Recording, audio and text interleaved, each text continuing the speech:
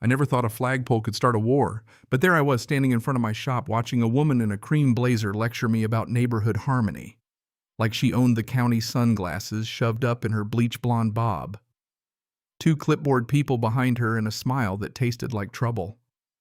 She left a glossy packet on my gate, and I shrugged it off until my phone buzzed with a yard cam alert and I watched three strangers in neon vests stroll into my bay. Big mistake. We'd poured 6 months into this place new gates that actually closed pressure-washed concrete, that stopped collecting oil like a memory, a polished aluminum sign that read Raoul Fabrication and Metalworks, and a 25-foot flag that to me meant home. It wasn't a billboard, it was pride. I was at the bench with Sandra going over invoices when the intercom beeped and the woman on the screen said things like extended visual envelope and voluntary annexation, as if saying those words gave them authority. It felt polite and predatory at the same time. I told her my yard was industrial grandfathered and county registered since 1997, and I didn't need HOA paint palettes. She left a packet and walked off as if I'd be convinced. A few days later, I was at a supplier expo in Las Vegas when the alert popped up. 3 people were inside my shop.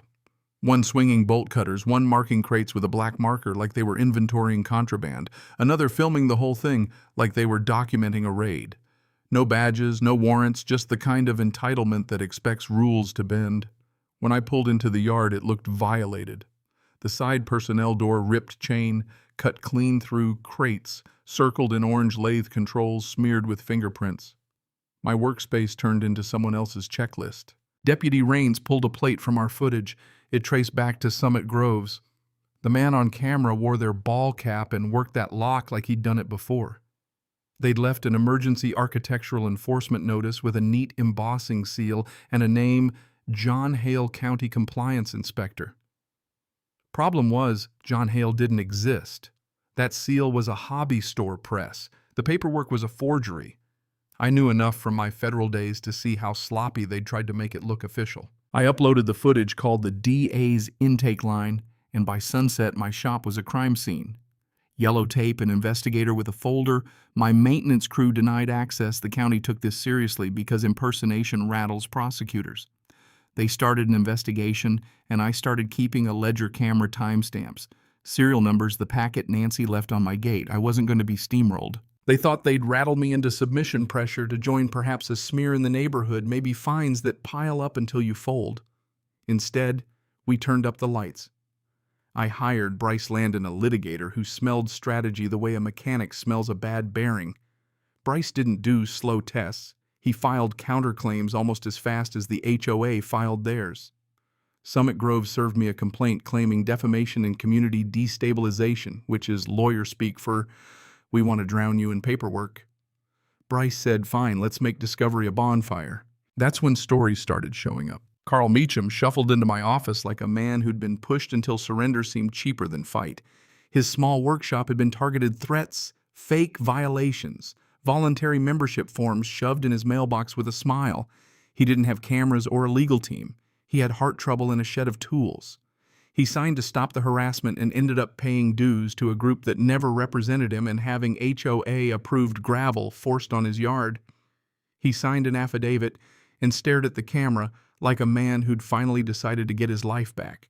Then Melissa Trant came forward, a former treasurer with a voice that trembled when she opened a folder. She had emails, internal memos, drafts of fake inspection orders, and expense logs labeled special visual audits. One memo literally read, if Raoul refuses, apply pressure. Plan B, surprise enforcement visit. They'd budgeted for it, scheduled it, and signed receipts. This was not neighborly oversight. It was a campaign disguised as civility. We sent everything to the Nevada Attorney General. When you hand prosecutors forged documents, impersonation evidence, and proof that HOA funds were being diverted to private enforcement, the tone of the room changes fast. Investigators came, and they didn't just look, they seized. Summit Grove's little beige community center was the next crime scene. Computers, external drives, ledger books, files stuffed into evidence bags. Nancy, the HOA president, tried to scrub her email, but server backups and retention logs are stubborn things. Deletion attempts show up like fingerprints. The media smelled it and came in, and this time their lights helped rather than hurt. The Reno Gazette ran a piece. Neighbors started whispering. Board members resigned, first the treasurer, then the secretary, then people who'd earlier accepted blank reimbursement checks and later admitted they'd been pressured. Public opinion turned, and that shift matters. Power is brittle when sunlight hits it. Court was exhausting and in a way cathartic. We played minutes of surveillance operatives prying open my side door, marking crates, filming like hunters who'd bagged something valuable. We had calendars scheduling pressure visits, invoices paid in cash to contractors with thin credentials, and email threads plotting how to make it seem official. Carl testified about losing equipment he couldn't afford to replace. Melissa explained how funds were routed to contractors and how votes were manipulated. Forensics showed attempts to backdate and delete documents. The jury watched quietly, and you could see the math happening in their faces. Criminal charges followed: forgery, conspiracy to commit fraud, felony trespass, impersonating a government official. Then came the escalation. The civil side grew teeth. Bryce pushed for punitive damages and added civil racketeering to the counterclaim. The discovery dump turned into a grenade: emails titled Phase 2 Industrial Targets, expense logs funneling HOA money into off-book enforcement, and server logs proving deletion attempts. Reporters started using a different headline: extortion ring. Motions flew, subpoenas hit, and residents watched their own board get exposed. When the criminal trial rolled around, the evidence stacked into an undeniable pile. We presented invoices, surveillance timestamps, contractor names that didn't check out, and bank transfers leading to slush funds. The AG's office brought charges that read like a list of betrayals, forgery, conspiracy, misuse of HOA funds, impersonation, felony trespass. Nancy's face on the stand moved from defiance to brittle to blank. The jury saw the operatives in the footage. They saw the memos. They saw the money trail. The verdict hit like thunder: guilty on all counts. The judge handed down a sentence that made headlines and a practical point: a significant prison term for Nancy, court orders dissolving the HOA's enforcement arm, and an appointed receiver to liquidate assets and untangle the finances.